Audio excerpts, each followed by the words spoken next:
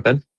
Yeah, sure. So I think I had discussed this previously in the contributors meeting, but uh, to re- to reiterate, so if you could show the Oh issue, yeah, that that will makes help. sense.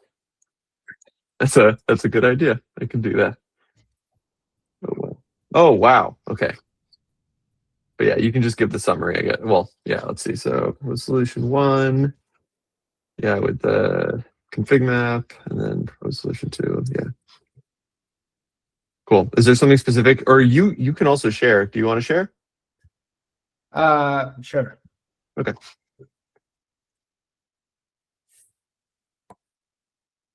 Take the reins. So currently, with the model configuration, I mean, this is primarily an UI change or a UI feature request. So currently, if you create a model config in the UI, the provider and the models are like stock options. You cannot choose, or it does not like fits dynamically. So that is the whole point of this feature. So the UI change would look like this, where the provider and I mean, now the model, I mean, now the UI says provider and models, and then it just lists you all of the models and the providers which are currently hard coded. But the this feature request says, okay, so let's do provider and model separately, and then based on whatever provider you select, it'll automatically fetch models. And this is a manual button if it doesn't automatically fetch, or if it runs you an error to fetch models, and then it'll display only the models which are part of this provider. So this way, if an admin of Kagent tries to create a provider for a company, inside an enterprise network, then he could just create a provider, and then that provider would be listed, and then whatever models that provider whatever model is available through that provider is listed here. So there are like, I propose like two options where how you could do this. One is like creating a provider CRD that at the endpoint you give is like, you can give an external provider endpoint, or you could have a light LLM proxy if you're in a corporate environment. And then the secret ref uses the a standard or API key for accessing this endpoint to get all the models. This way, the user, if a user wants to use, if a user wants to use a model and he doesn't want to provide the API key because it's a corporate environment, then they could just use the API key directly from the provider or whatever the provider you provide. Or the other way is that the other option where you could provide your custom API key still exists. So you could just use your own user key and then like connect to the provider. uh if Yeah, this way it's like very clean and it's Kubernetes way, but this would take some time to implement. So the other option I have provided here is, it's very similar, but just to give the providers inside a config map, so that the API would be very similar of like extracting the provider data, but instead of looking at the data from a provider CRD, you would look it from a config map. So that's basically the feature. Is the feature request, yes. And I have a PR which currently what it does is just splits up the UI, so the UI would look something like this. I haven't implemented the backend or the other stuff, but this currently what this does is since we already have a list of provider and models, this just splits the provider and model, so that if you select a provider, it just lists whatever models for this provider. That's all this PR does.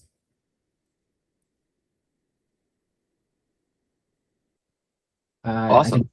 that's all I have for now. Any questions or suggestions? Yeah. So yeah, I mean, this is awesome for me. personally, I don't know how others feel, but I think I would prefer to do, the full solution. Okay.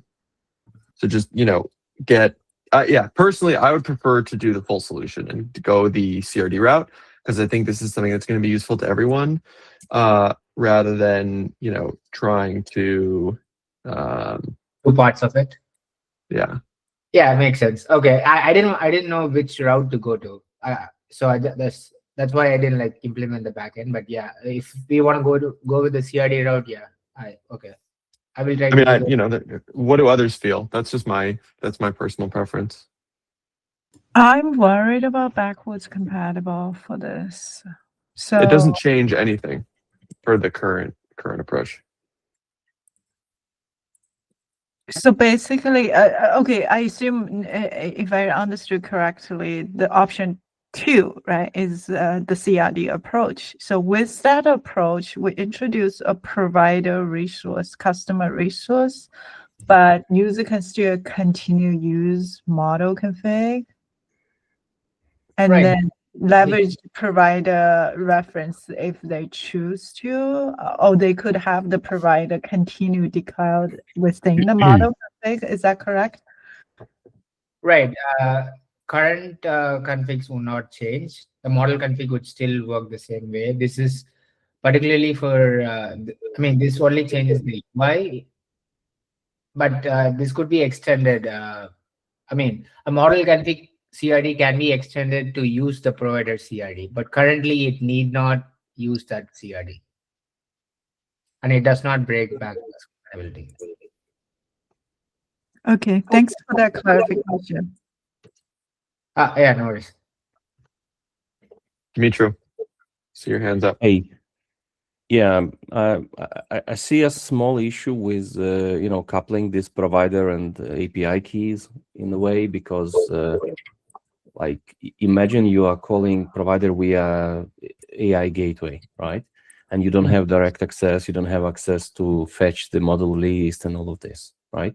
So I have just a key, which is my authorization key for my AI gateway, and that's it, right? So the whole thing here will be like obsolete. So there will be no Azure or something functioning. And so how in this case the model provider will work? So it's not, this is particularly an admin-like feature where an operator of or an admin of Kagent wants to create a provider like an AI gateway. And then so he has his own key to just list the models. So he gives the key in the provider CRD. And then no, there is no key. It's like it's completely decoupled. AI gateway is given you just URL and just some kind of authorization key. I mean, we are not always have this ability to use fetch model list and other things from external sources, especially in this kind of corporate environments. I mean, if it's just OpenAI, direct access or other providers direct access, it's okay. I think it will be more common when you don't have this direct access, when the key agent will be calling some sort of gateway, and then all the keys will be hidden. They are not even shared with the key agent. But that's fine. Why do you need? But then the key is optional. Right. Yeah, but then how this list will be populated? Can you just? Well, the key is whatever you want, right? The idea here, I mean, it doesn't have to be a key. I mean, we can edit it to be any kind of authentication. The point of this feature, right, without dwelling on the like exact specifics, the point is to allow for an admin to kind of create a mechanism by which people know and can create config for all of the models that are accessible, right? So and like and a lot of proxies like LLM or services like OpenAI expose a list of the models that they have. Right. So the idea is to create an automated way by which you can go and create a model config from that list of models. So it's like, and you just need some sort of authentication mechanism for those model endpoints, or maybe you don't, right? And the I mean, mechanism, technically by network protocol, I may not have even this access to those endpoints. But that's fine. Then you don't use it, right? Like it's yes. So, but it doesn't, like we can have a multiple providers which are providing you like OpenAI compatible endpoint, right? And behind it you will have I don't know, like GPT models and so on, but there will be no API to fetch it. So my question is, like, in this situation, what will be our default when we install the Kagent, and do we expect to have this APIs available by default, or we expect like some kind of static list? Because you're talking about the static list. Yeah, I mean, I would, in order to be more backward compatible, I would rather create a provider, like a static provider, which is like up-to-date list of models.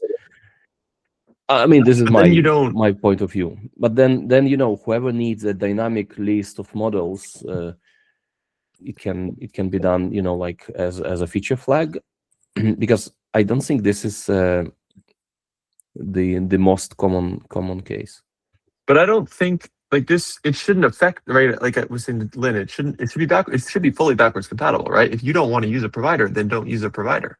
I think it could be backwards compatible, but I'm also worried who would actually using this. And yeah. Also, imagine there is a new model, right? New model out. There is a new GPT 5.3, 4, 5, whatever, right? What is the process? Are you like showing by default everything from provider, allowing user to create it, or you have admin user approving only after review? Like maybe it's too expensive, maybe it's I don't know, like something which is not yet trusted, or other reasons. No, it's not like admin user allowing the user to use another model. It's just like currently we just show static models, and currently Claude has like Opus 4.5, but Kagent does not have it in its static model. So somebody has to like always keep the static models up to date. Yeah, so in UI, right? You're talking only in UI dropdown. This is the only concern. Yeah, in the UI.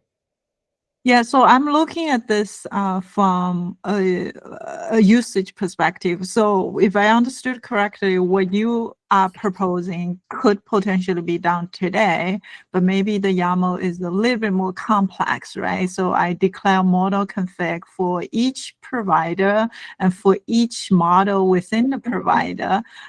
So it could be done today. It's a little bit more complex, but what I'm also thinking about a realistic scenario, which people typically use, is using a gateway to manage access to large language model. So I would be with Dimitri on using a gateway scenario, because a lot of times when I use Kagent, I almost felt it would be great if I can even set up multiple model and be able to fail over multiple model when one model I'm running out of token or resources. So if we, in the context of a gateway, then I'm starting wondering how would your proposal be useful in that context? And well, one, Nagarjun, they are using a gateway. They are using Light LLM, and Light LLM exposes a list of models, right? That's one of the features that it has, and in fact, it's one of the features that people want from Agent Gateway. So and people have explicitly asked for that. So I don't think that the question of gateway and listing models are actually are separate at all, right? I think the difference is actually comes down only to, are you wanting to basically drive your operations through the UI, or are you wanting to drive your operations through Helm, right? And it sounds like what it's like, this does not, again, it doesn't impact anything about what you can do today. The supported providers thing is literally just a UI piece of functionality. Like that's why I'm trying to think, do we need this function if it's just for the UI? And also, do we need to add the complexity to introduce another resource just for this? So that's the other side of argument, right? I mean, so we are talking about like something like this API, right? In the chat, we have OpenAI V1 models, we have authorization bearer token, right? And we can get list of models.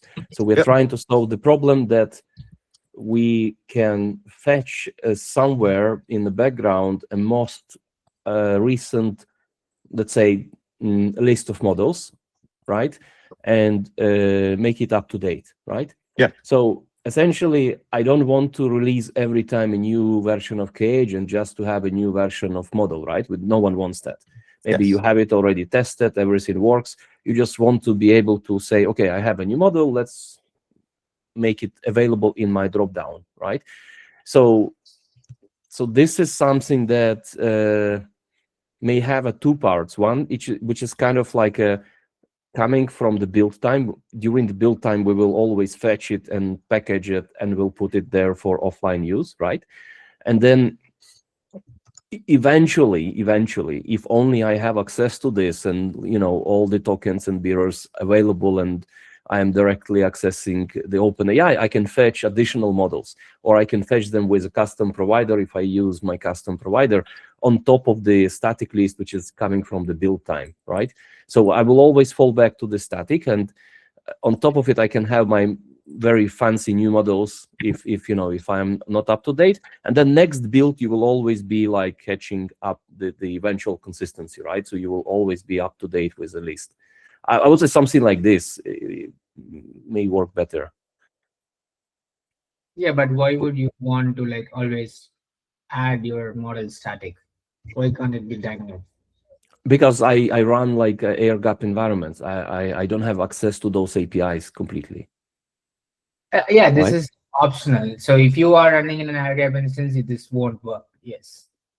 Yes, But and in this case, my starting point, I don't want to start with nothing, right? I need to start with a list of models, which is kind of, like today, like backward compatibility. We know already. But how are these? That's fine. There will still be a built-in list of models. I don't understand that. It's these are this like this change again. It's completely backwards compatible. It's just a nice to have, right? For people who want to be able to. I'm not sure. like, Maybe I'm not getting correctly the feature. What I understand, the provider now will control this list, and if provider is, for example, not able to reach outside or reach internet, it will return an empty list or something. How it will No, be it could be populated. optional, right? You could have a feature flag if there's no provider. Use a built-in list or something. Right? Yeah, but this okay. You're trying to say if, okay, but this if is part of this new solution, and who will populate this initial list? Because right now we are taking it from external JavaScript library, right, or Python, I don't know, something. Yeah. Right, and what we want to kind of make it nice. We want to maybe create our own list of models, right, and we can, it's kind of like a curated list of models, right, for each provider. Yeah. Can I jump in and just maybe suggest for the provider to kind of fit both needs? It seems like on one hand you have the need where you want to dynamically populate the list from an AI gateway through some API, right, through the Open API compatible provider, model fetch. But then you also have some local set of model configs set up for your Kagent environment in an air-gapped environment, and you also want this feature to work with that. What if the provider itself it could be set up to either go look at the gateway and fetch the models dynamically, or you could link in the provider itself all of the model configs that you've created, and then it would just populate that list based on like the model configs that are tied to the provider.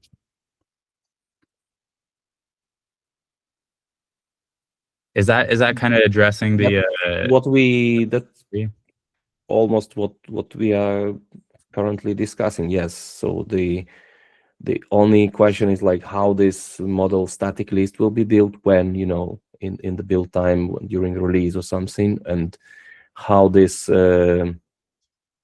extra dynamic part will work, and what will be the feature flag, what is enabled by default, what is the default behavior. The current, so this the whole feature set is to append to what is currently already exist. So how is the list of models currently statically built? Is it built Hard coded, it's a file. Yeah. right? So that will still exist. So if you don't provide any provider CRD or any resource, the K agent will just show whatever static is listed. So that won't like go away. So for air grab instances, that will still work. This is just an optional and a nice to have, as Ethan mentioned. Yes. Mm, And particularly useful for our scenario because we have an AI gateway and then everything goes through the gateway and then it supports like different varieties and more different varieties of models. So the user currently does not know, even if there, I mean, so we use model configs to create the models, but if there is a spelling mistake or a typo, then the K agent does not fetch that model. So they don't know what models they are Mhm. using. So that's why if we want the user to go through the UI, then this makes them easier. So they don't have to like know what model they're using.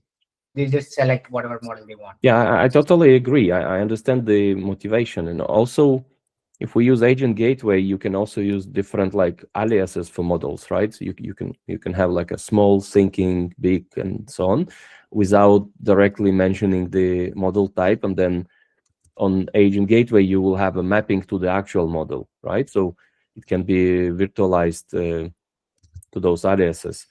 So yeah, I think we need it, but I don't want to keep like a two different implementations. One is legacy, and then something on top of it that's like looks like a patching.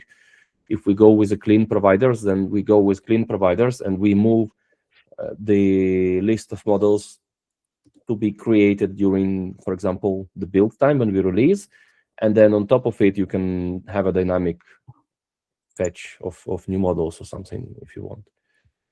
Yeah. I don't know. I think that's kind of what everyone is saying, right? Like I think Yeah. I don't think that they're interested in getting rid of what we have today or doing some sort of patch job, right? I think everyone wants to have the cleanest possible solution for sure. And I agree with everything you're saying. So. And also, if you look on the current providers, you have also like icons for each of them, right? You have this for each type of provider, a specific icon like Anthropic, OpenAI, Gemini, and so on. So we need to think how this part of UI will be represented. Okay. Yeah. Yep.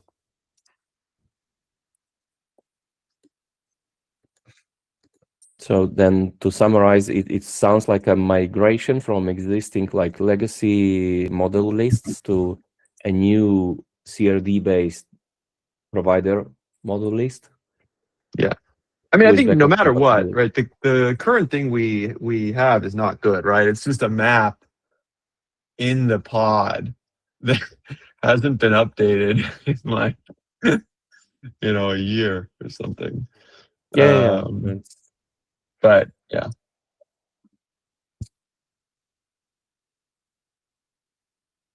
It's also like about frequency of releases. The main models, whenever they are released, we also have like almost like a weekly releases of Kagent, so keeping that in sync is not that difficult. We don't have like a but if you talk about custom models or custom aliases and other stuff, yeah, that's But also definitely helps. backports, Dimitri. Yeah. Right now everyone can easily upgrade to main, but so, I mean, I'm imagining that's going to stop being true. And I don't know about you, but I don't want to backport model upgrades to LTS branches, every week. All that. I understand. In some cases, this dynamic thing makes sense, but Yeah. But also, I mean, the static list, maybe it's like you said, it should be custom, it should be specific to your environment. Maybe you have a list of static models that you want from the UI, and it should be different than the list of static models that I have. So no, it seems like no matter Yeah. what, the current thing is not correct, right? And then how we move forward from there is up to us now. So I see there's a hand from Ronit. Go ahead. Yeah. So hello everyone. Basically, this is Ranit, currently from India. I'm actually a pre-final year student, And basically, the thing is, I have been contributing in Kagent since around September. I have done 1 2 features and peers. And last December, I just proposed a plan of integrating a vector database with this Kagent. So I just right now I want to work on that feature because I'm free from of the other work. So I like to contribute it here. Here, this is the main agenda for me. Basically, thing is, I went through all the complete repo of Kagent, and I just found in the chat system, we can have some kind of open source database, or maybe a Qdrint or something like that. The main reason for that is if someone is building with Kagent or someone is working with Kagent, then it will have a vector database based rack system. Then the chats which people are doing, all those things will be stored for a permanent in a some kind of vector database, and the retrieval work and the chatting with the AI in multiple chats, all those things can be done very easily. So this is the idea which I thought of, which we could integrate it here very easily, and it won't affect the existing system very much.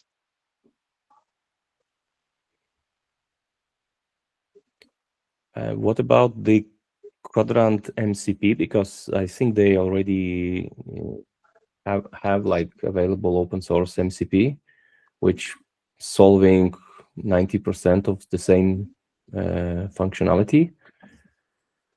What's the difference? Can you explain what will be the memory extraction mechanism? So, where hold do you on, plan to actually, put it?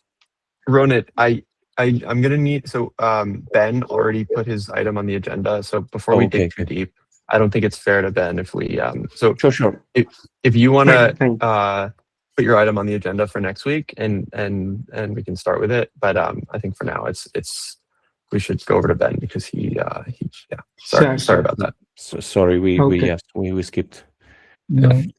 No, thank you. By the way, actually, you guys gave me time to bring up a demo because I didn't prepare a demo. Then like while you were talking, I was said, okay, it's a good time to. So in general, we were talking a lot in the Kubescape project about how to integrate AI into the security workflows around Kubernetes, and we stumbled upon the Kagent project and said, okay, like why not to 1 + 1 can equal 3, so it can be like much more interesting to work with you guys. And there are like just 2 things I wanted to show you, and let me just do like a really short demo because I know that we don't have a lot of time. But I created a tool for Kubescape. Right now in my local cluster, Kagent is running. Actually, Kubescape scanners are running here. Vulnerability scanners and configuration scanners are running. Now, those who don't know how Kubescape works, it's security scanner and runtime threat detection detector as well. But in this case, I only enabled the scanning, so you can access Kubescape objects as CRDs within the cluster. You can see image scans for vulnerabilities here within through the Kubernetes API server. So what I did, I've created a tool for Kubescape, which was merged today, that enables our agents to query these Kubescape objects, similar to like all the other cool tools that you already have, around the Prometheus and other solutions. So I could ask, in this case, the agent, which is the most risky vulnerability in the Kagent pods. And after some, listing of tools and talking to the different MCPs, we get to most risky vulnerabilities in Kagent pods, and it's just like list this one as the most risky one. The app, it says which severities are there. Now, again, I didn't prepare a demo. It shows that how the agent has access to vulnerability configuration scans, application profiles that Kubescape has, which is just like how the applications behave from inside, what processes are running, what files are running inside a Kubernetes pod. And beforehand I made more interesting things to let the agent like decide on which vulnerabilities are actually in use, because most of those static scans are only returning all the software, all the vulnerabilities that are part of all the software packages inside the container, but using our deep visibility, we can filter them out by looking at only those vulnerabilities that are actually have a process using them within the actually running pod, which is like a much more interesting thing and showcases how like AI can automatically, aggregate, an AI agent can aggregate multiple data sources and information to bring much more interesting results. This is one thing I wanted to show you, and I want to I'm going to, after you will release the next version, I'm going to put on Kubescape.io some promo on this agent and tool capabilities. This one thing. The second thing I wanted to show you is that we also had a meeting this week. Kubescape as a security scanner scans for different configuration, security misconfigurations. And we looked also this week at the Kagent CRDs. And we came up with a few ideas of what security scans would be interesting to raise specific issues. Like let me go into something that is like more interesting. For example, if I see only the K9S for some reason. Is it same for everyone? Sorry, like you didn't see the agent logs? Oh my. No, not everything. Yeah, no, I was wondering about what you're talking about. Yeah, I wanted to give you time to explain it first. Yeah, okay, sorry. I was also wondering, do you have a MCP server too? Yeah, like I was telling, sorry. Yeah, so. Okay, so I'm returning like 2 minutes in my talk. So I've asked here the chat, okay, which is the most risky vulnerability in the Kagent pods, and it started to talk to the Kubescape MCP tool, listing all the vulnerabilities, getting vulnerability details for specific vulnerabilities, and then it listed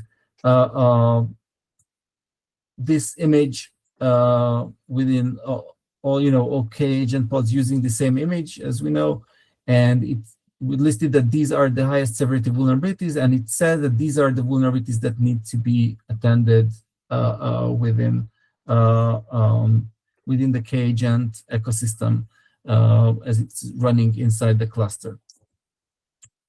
All the rest is still valid. That I said, I don't want to restate everything, but I said. But the interesting thing is that Kubescape has a lot of producing a lot of scan artifacts through the Kubernetes API server, and since the Kubescape node agent is through eBPF logs most of the application activities, which we call in a object called application profile. We can also see which processes are running in each pod, what network connections are happening, what files are touched, and it enables us to, for example, to prioritize using this agent the vulnerabilities by which one of them is used at all within the pod, and which is not. So we can like filter out a lot of vulnerabilities and have the agent to prioritize vulnerability fixing within an active Kubernetes workload.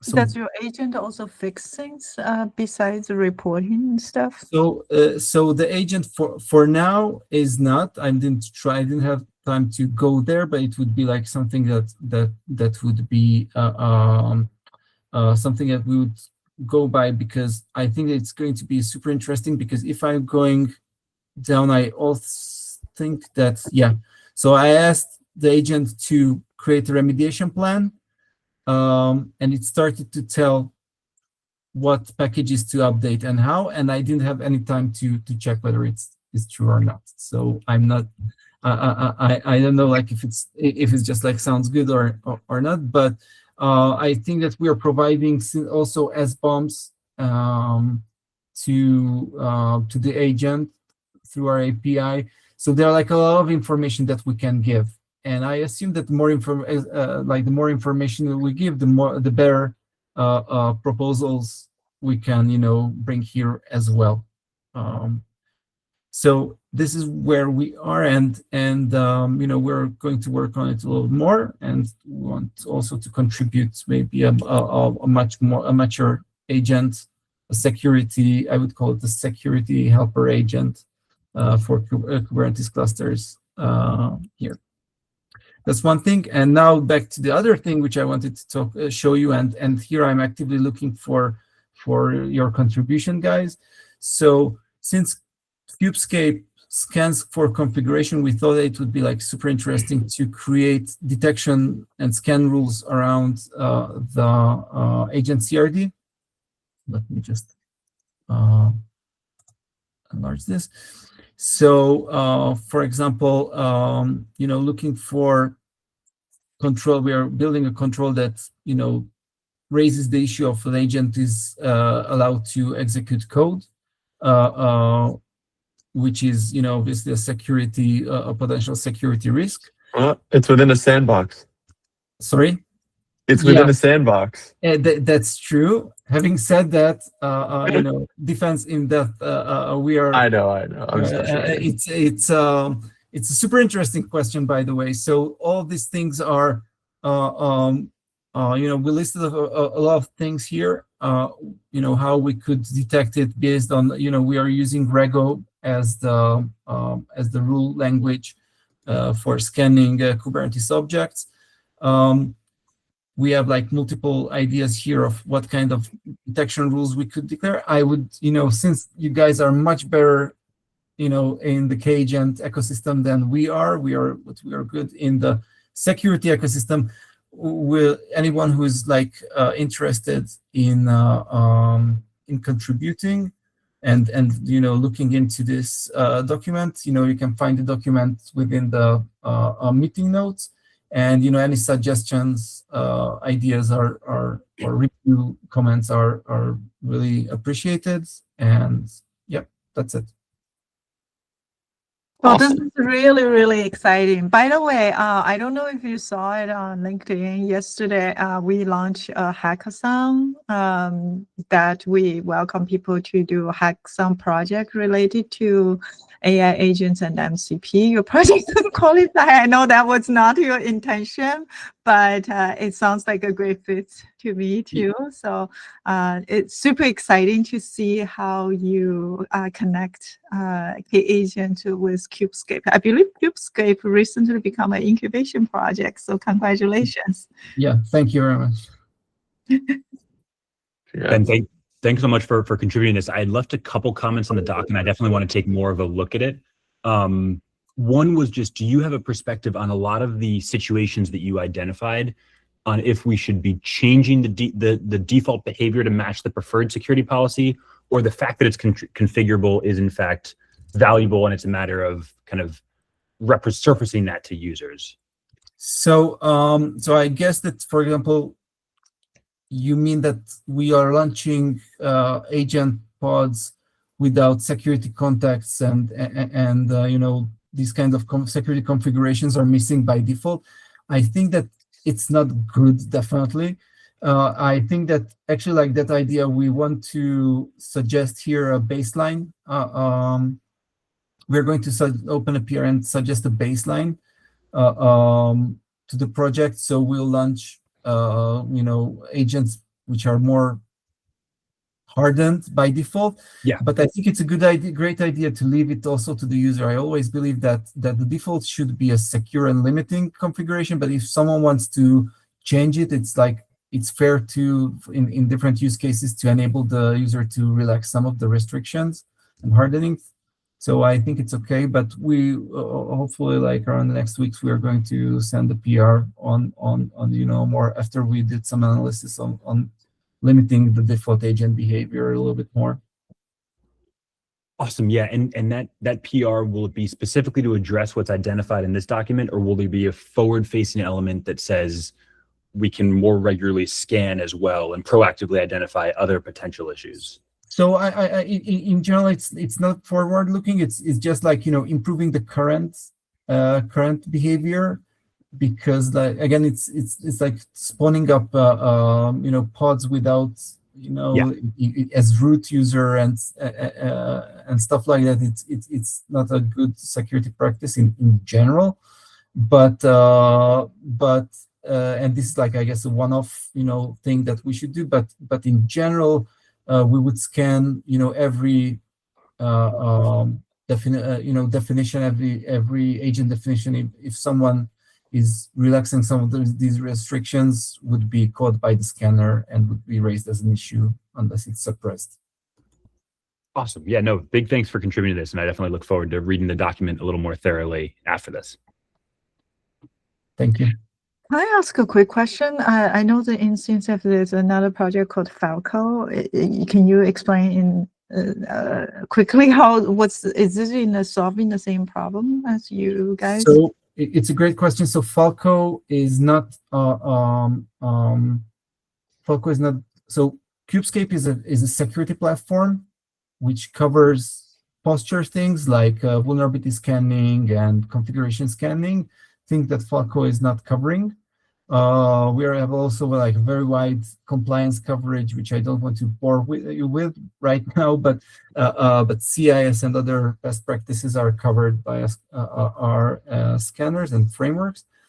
We do have a threat detection capability, which is somewhat overlapping with Falco, but I think that that our approach is a little bit different because we are much more relying on anomaly detection. Like we have this concept called the application profiles, which I mentioned before, that we are monitoring the behavior of Kubernetes workloads and logging them their behavior in a Kubernetes object. And you can write in Kubescape, you can write CL rules that are taking the baseline into account. So you can say that, okay, if there is a process that is launched and it's not part of the baseline, then raise an alert, which you cannot do in Falco in general. I see. Okay, cool. Thanks. Did you publish your MCP server somewhere, or maybe it's in the doc? It's in the tools repo. Okay, It'll be a part of Kagent by default when we do another release. That's super cool. I think there is one important things to mention. The tools are basically just a client part. There is also prerequisite for the Helm chart installation if you want like a full picture. I think we can also add it into the Kagent add-ons, maybe as a script or something, Yeah, that makes sense.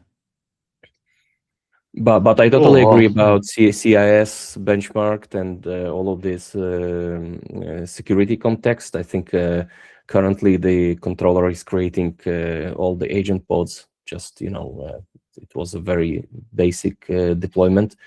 Yeah, this is something that definitely I think we need. And if someone wants to contribute it, it's always welcome. Yeah, great work. As we wrap up, one last thing I want to mention, Eitan, is I believe next week the solo team is going to be in Mexico. So I don't know if anybody would be willing to host this call. If not, we'll probably have to cancel the call and then come back the week after next week. Yeah, I think that's a good idea. It'll be hard. It'll be hard to run it. Yeah. So I think it's just safer. All right, so we'll just plan to cancel for the meanwhile. Thanks. Cool. All right. Thanks everyone. We'll talk in 2 weeks. Thanks Ben for coming. Thank for the demo. Looking forward to participate or meeting more. Are you going to KubeCon? I might not be able to come to KubeCon. I'm trying to organize. the things that I can come, but I'm not 100% sure. Okay, well, if you come, we'll be happy to chat. Would love to meet you. So cool. All righty. See y'all in 2 weeks. See Yeah, you. thanks so much. Hey, everybody. See you. Bye.